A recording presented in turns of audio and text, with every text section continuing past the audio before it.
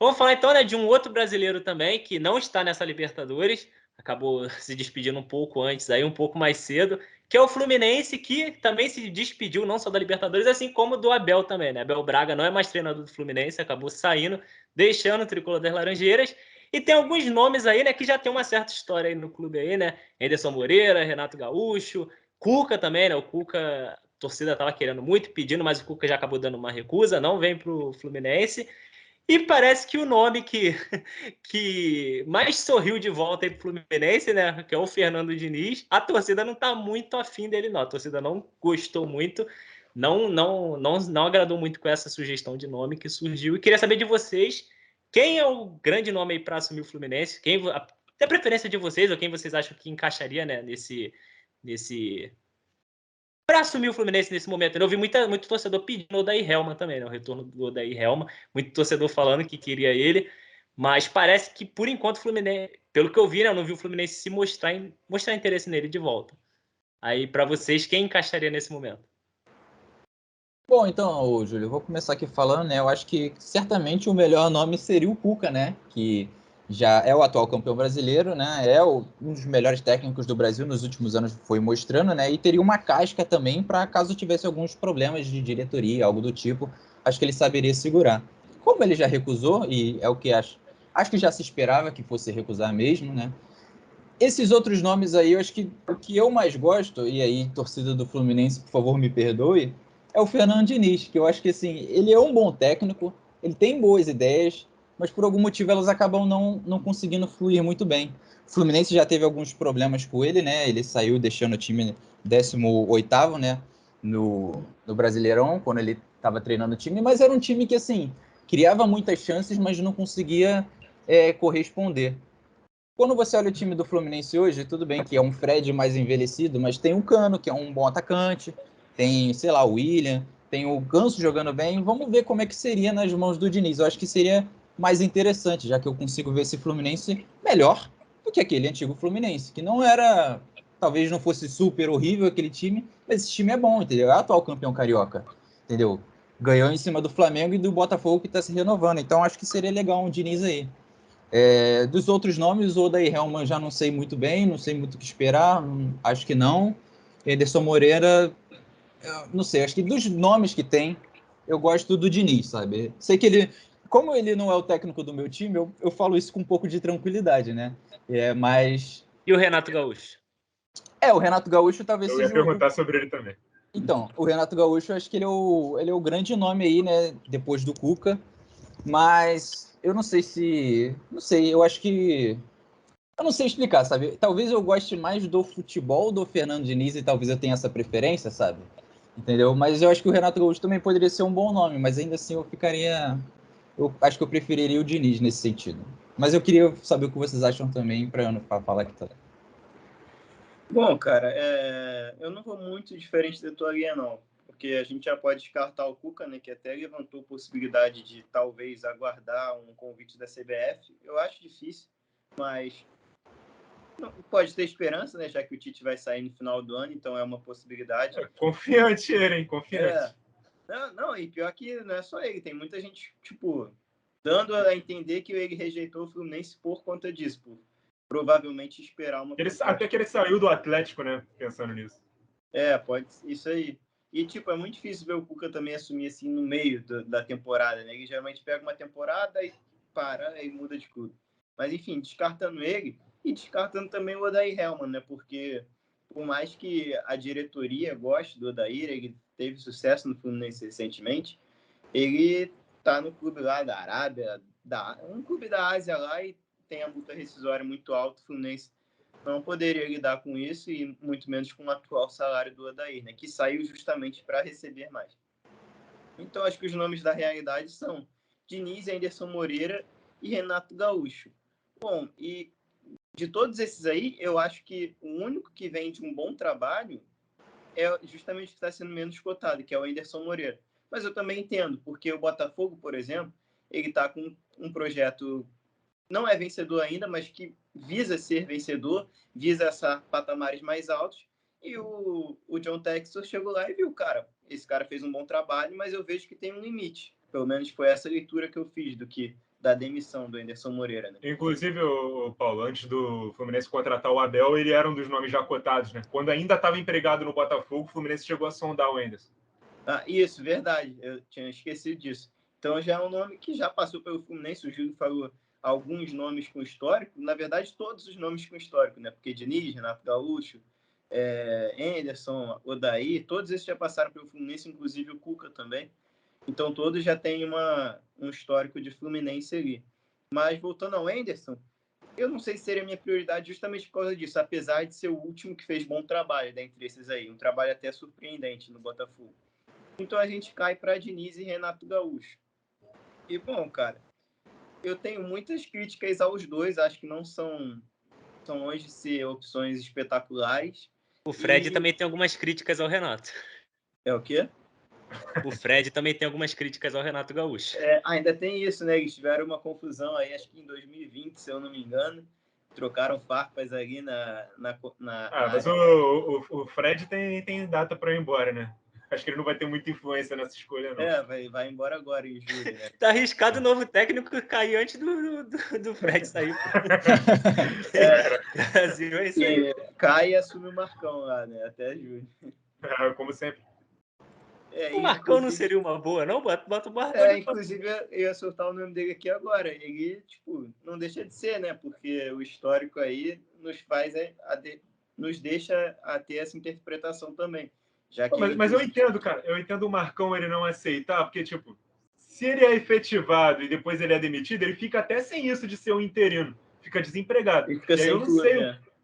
Eu não sei o quão bom os trabalhos dele de interino são para jogarem no mercado. Igual o Cristóvão Borges. Ele ficou como interino quando o Ricardo Gomes teve aquele problema lá no Vasco. Depois ele se efetivou como técnico, porque o Ricardo Gomes não pôde ficar. Foi para o mercado. Trabalhou no próprio Fluminense, trabalhou no Corinthians, trabalhou no Flamengo. E hoje em dia, faz o quê? Uns 5, 6 anos que ele não pega clube nenhum. Então, assim, ele não era tão bom assim para estar inserido no mercado. Eu acho que o Marcão tem esse receio. Ele está muito confortável ali na condição de um auxiliar permanente e quando precisa ele vai lá, apaga o incêndio temporariamente, depois ele volta para a posição dele. Eu acho que é inteligente essa postura do Marcão. Eu achei bem consciente, né? Porque, ele tem noção de que ele ainda não é um técnico totalmente pronto, ele tem vários defeitos no jogo, embora os resultados dele sejam bons, né? Toda vez que pegou o Fluminense, ele cumpriu o objetivo. Mas voltando a Diniz e Renato, bom, eu tenho um problema, acho que ainda mais grave com o Renato do que com o Diniz, sabe? O Renato, a gente já discutiu várias vezes internamente isso no grupo, e tem uma fala do Nicolas que eu até concordo, que o Renato só fez um grande trabalho na vida dele, que foi no Grêmio. E nem foi um grande trabalho por completo, né? A gente tem um amigo gremista aqui, salve para o Gustavo, que ele vai me entender muito bem. Acho que não ele, a maioria dos gremistas. Caraca, explanou o Gustavo, mano. Não, mas ele já fala, pô. Ele já tinha falado. Ele já tinha falado, pô. Então, beleza. Se não falou, já era também, tá? Agora tá dito. Agora vocês me deixaram preocupado, mas acho que ele já falou, pô. Quer cortar? Corta. Que eu saiba, não. Mas no Twitter ele twitta direto sobre, e o Twitter dele é aberto, já divulgou, então acho que não tem erro, não. Tá tranquilo, segue. Qualquer coisa, depois ele reclama e ficou por isso mesmo. Esse é um bom momento para estrear o canal de corte. Bota na thumb lá, revelado time de tal pessoa. Mas, pô, maior vacilo se ele não tiver falado. Pô, desculpa, Gustavo. E, pô, corta aí, de verdade, se ele não tiver falado, se ele não se sentir confortável. Corta e bota essa parte lá no YouTube. Vamos falar com ele agora que o editor enche o bolso. Vamos falar com ele depois que acabar o programa. Mas, enfim, acho que a maioria dos gremistas tem essa ressalva também, porque o grande trabalho do Renato foi de 2016 até 2018. Acho que é esse o recorte. Em 2019 para frente já começa a cair, já começa a ter intriga interna. Eu acho que ele foi se sustentando muito por conta da moral que ele tinha lá dentro, porque pelo mercado não ser tão vasto assim. Além do Renato, a gente viu o que aconteceu quando ele saiu. E isso permite duas interpretações, né?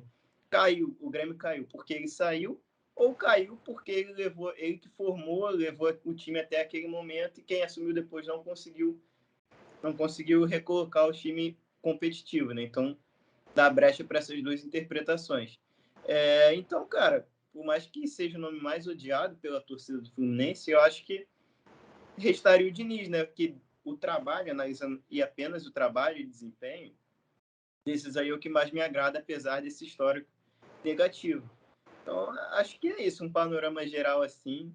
Acho que o Henrique foi de Diniz também, né? Acho que seria a minha opinião aí que sobraria também, se tivesse que escolher um.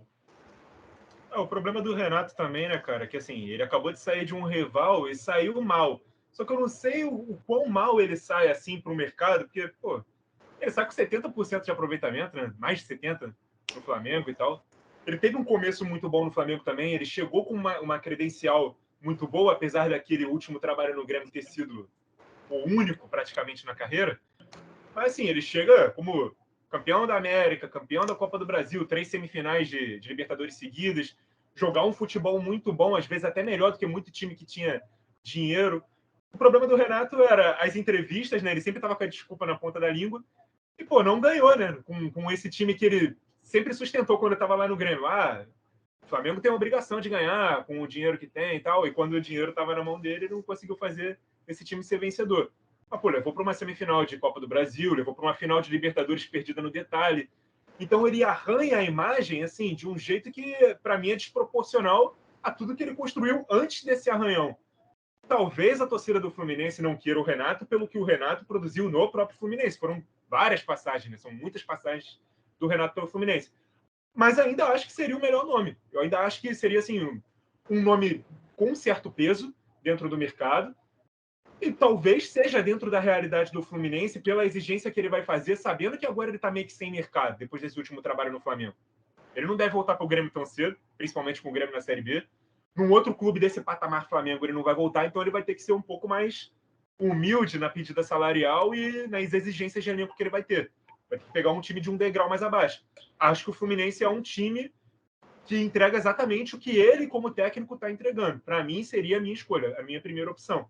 Sobre o Diniz, assim, eu cansei de tentar defender o Diniz, assim, porque eu gosto muito do trabalho dele, mas eu entendo o que o mercado fez com ele, o que a opinião popular, imprensa faz com os treinadores, né? Porque ele é um técnico que surgiu muito cedo, num clube pequeno de São Paulo, se eu não me engano, foi o Audax, e fez um time jogar muito bem, com peças pouco chamativas, um time ofensivo, com toque de bola, com uma ideia de jogo moderna. E aí ele é jogado para o mercado dos grandes, vai para o Atlético Paranaense, dá errado. Vai para o próprio Fluminense, dá errado, mas num primeiro semestre muito bom do Fluminense. Os jogos que culminam na demissão dele são os jogos que perde para CSA e Avaí, no Maracanã, por 1-0, clubes que estavam brigando para não cair, mas que o Fluminense produziu muito, né, naqueles jogos e acabou num contra-ataque tomando gol ali, sendo muito ineficiente defensivamente. Então, assim, ele tem ali os erros dele. E aí ele vai para o São Paulo, e ele tem um bom trabalho no São Paulo. Nicolas, falando dessa ineficiência defensiva, e acho que esse é o maior problema do Diniz, que é, por mais que ele fique taxado por esse joguinho, e eu odeio esses resumos, né? O trabalho, Diniz vem logo na cabeça, toquinho de bola que não dá em nada. Pô, não, acho muito raso resumir o trabalho do Diniz a isso. E eu acho que o maior problema não está em dominar os jogos e não ganhar. Eu acho que o maior problema está justamente na defesa, no momento que ele não tem a bola, que geralmente são menos momentos, né, no jogo, porque o time dele costuma ter mais a posse. Mas hoje, aí talvez seja um contraponto a esse Fluminense de 2019, que é quando ele assume, hoje o Fluminense tem uma boa defesa. O Fluminense em 2020 teve um dos melhores zagueiros do Brasileirão, que foi o Lucas Claro, e ao lado dele, em 2021, o Nino foi campeão olímpico. O Nino hoje, para mim, é um dos melhores zagueiros do Brasil. O Lucas Claro oscilou bastante desde então, mas a gente teve um David Braz terminando bem em 2021. Tem o reforço de um Felipe Melo, que pode ser um terceiro zagueiro, pode variar ali nas funções. Então, o sistema defensivo do Fluminense está bem melhor do que estava em 2019. Então, talvez possa ser aí um fator para já olhar com outros olhos esse retorno dele. Sim, e outro fator é exatamente como eu ia falar agora, do trabalho dele no São Paulo, porque depois de ter praticado esse futebol, né, que muita gente rotula como o Diniz é só isso, e ter dado errado em tantos lugares, aí ele chega no São Paulo e quando começa a balançar, ele muda um pouco o estilo de jogo dele. Ele já começa a ser um técnico que imprime mais velocidade no contra-ataque, que marca mais atrás da linha da bola, e isso por conta de ele ter traído as próprias ideias dele, porque ele percebeu que, jogando do jeito que ele acreditava, os empregos dele, a manutenção dele nos cargos que ele ocupava, tinha um prazo de validade, né? Ele ia balançar e daqui a pouco ia cair. Então ele conseguiu equilibrar o estilo de jogo dele a ponto de fazer o São Paulo ficar com o título brasileiro quase na mão. Depois tem uma queda tão grande que o São Paulo perde o título. E aí muita gente credencia, o Diniz é um técnico que fez o São Paulo perder o título. Eu acho que se o São Paulo flertou com o título naquele ano, foi muito por causa do Diniz. Então ele é um técnico muito injustiçado. E depois dali, ele só vai trabalhar em clubes que estão com muitos problemas, né? Vai para um Santos aos pedaços. E aí também diz muito da diretoria do Santos. Sair de um Fernando Diniz para um Fábio Carille logo em seguida. Mostra que você não tem convicção nenhuma em como você quer trabalhar. São técnicos completamente diferentes. Depois ele vai para um Vasco na Série B, fica alguns jogos, acho que o Paulo até pode falar melhor de como foi o desempenho dele no Vasco, e a reta final dele é muito ruim, né? Ele nem chega a terminar a Série B pelo Vasco quando acabam as chances do Vasco subir. Então, assim, quando o último trabalho do Fernando Diniz é esse, e ele pega um Fluminense com ambição de pelo menos estar na Libertadores de novo, se classificar de novo, é meio que um prêmio para trabalhos que os últimos não foram tão bons. Mas eu acho que se houver uma compreensão de como o cara joga, uma paciência, que eu acho até meio tópico a gente achar que vai ter no futebol brasileiro, e deixar o cara trabalhar, implementar o estilo de jogo dele com paz, acho que de médio a longo prazo tende a dar resultado. O problema é ter a paciência para esperar o médio a longo prazo. O próprio Abel, que chegou com a mesma grita, né? A torcida não querendo muito por conta dos outros trabalhos, começou muito bem, né? No próprio Fluminense, foi campeão carioca, que não era há 10 anos, ganhando de um Flamengo que parecia hegemônico aqui no Rio de Janeiro, dada a sua superioridade em cima dos outros rivais, né? Mas, assim, e o Fluminense está numa toada aí de bons jogos contra o Flamengo, e com o Abel isso se manteve, a ponto de ter sido campeão estadual em cima do Flamengo. E, assim, com poucas rodadas de Campeonato Brasileiro e Sul-Americana, isso fez com que a paciência com ele já acabasse e fez com que ele pedisse demissão, né? Pelo que a gente sabe, ele pediu demissão, ele não foi demitido. E isso surpreendeu o Fluminense, que não estava pensando em procurar técnico agora. Mas a própria torcida já não teve paciência com o Abel. Por que ela teria com o Diniz? São coisas que a gente para pensar e ver qual é que vai ser o melhor nome. E outra coisa, o Diniz, você falou de ter paciência, ser médio e longo prazo os resultados, isso vai pelo ralo quando a gente vê que o Diniz vai assumir praticamente na metade da temporada. Ou seja, já não vai ter aquela pré-temporada para ele implementar o estilo de jogo dele, o DNA dele, que é um DNA perceptível, sabe? Isso que eu gostava muito do Diniz. Você via o time, você nem montar sabia... o elenco também, né? Também.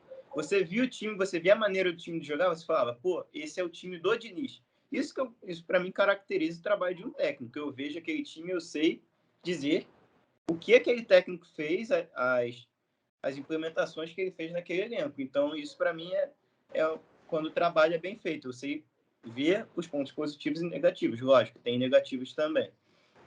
Mas ele chegando no meio da temporada... Quando o trabalho é bem feito, a inveja é grande.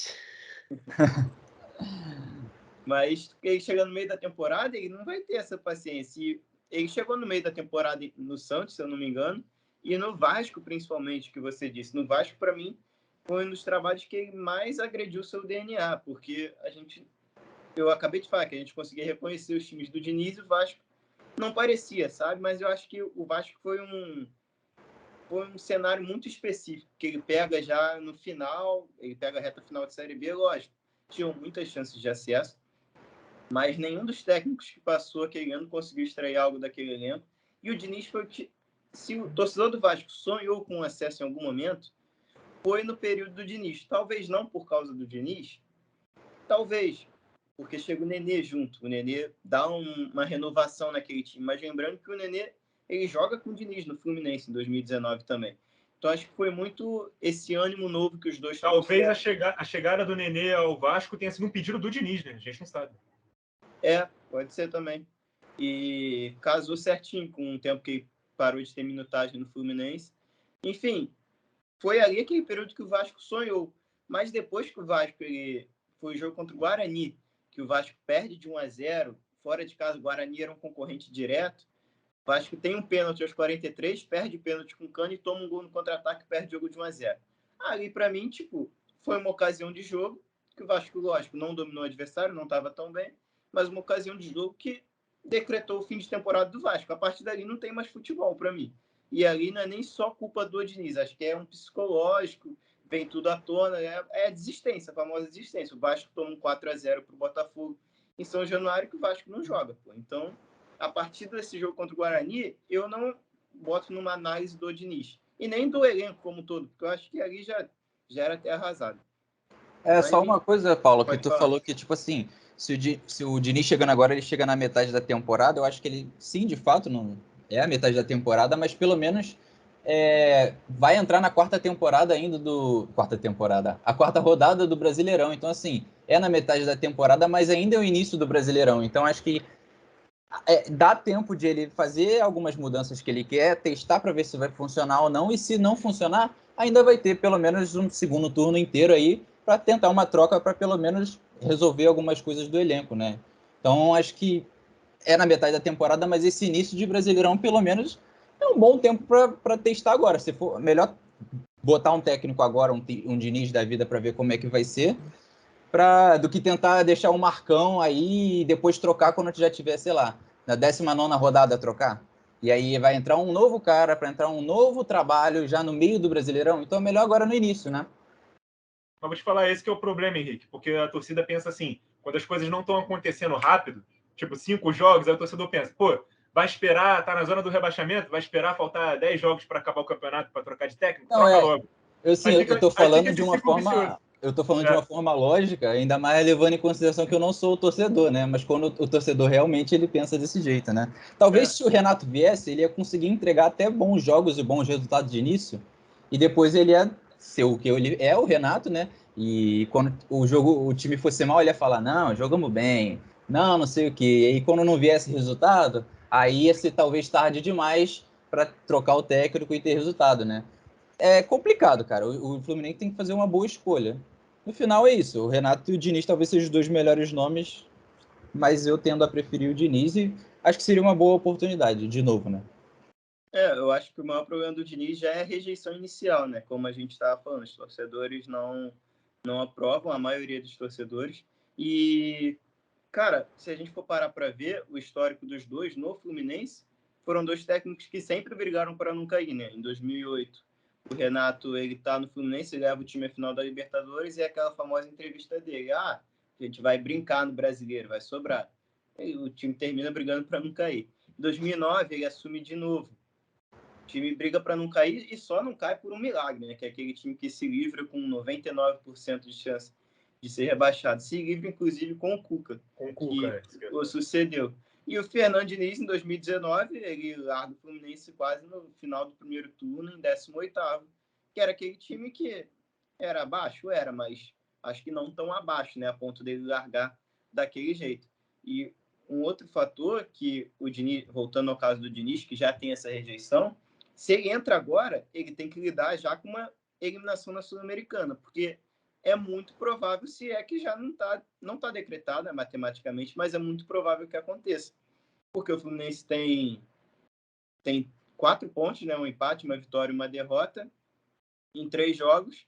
Aí tem o Júnior com 7, se eu não me engano, e o União Santa Fé com 5. Ou seja, o Fluminense está em terceiro num grupo que passa só o primeiro. E nunca venceu o Júnior Barranquilla na história, né? Acaba de tomar um 3-0 lá na Colômbia. Vai pegar esse time União de Santa Fé na Argentina. Então é um cenário de eliminação já, porque você tem que buscar muito ponto à frente, você tem que torcer contra resultados, tem que jogar em cenários adversos, então já lidar com uma provável eliminação. E aí que tá, será que a torcida, quando for eliminado, se é que for, né, se seguir a lógica, vai jogar ainda mais para cima dele, vai ter mais pressão. Tem um jogo contra o Vila Nova ainda, que é a volta da Copa do Brasil. Se ele perde esse jogo por 1-0 e é eliminado dos pênaltis, e é eliminado da Sul-Americana, eu duvido muito que ele resista, ainda mais com essa rejeição inicial já, entendeu? E é um cenário completamente possível. É isso. É isso, fechamos então? Podemos pular para a Europa? Falta a tua opinião, Diniz vai ficar feliz. Fernando Diniz vai ficar feliz com o podcast. Ganhou a votação aí, né? Para assumir o Fluminense. E tu, então, tu não é Tim Diniz, não, ou Tim Renato? Entre as duas opções, eu acho que o Diniz. Vou de Diniz também, fico com o Diniz para fechar aí. Podia dar uma moralzinha pro Renato, né? Seria 3-1, mas até pelo último trabalho também do próprio Renato, eu acho que o Diniz, o estilo dele, é o que vocês falaram aí.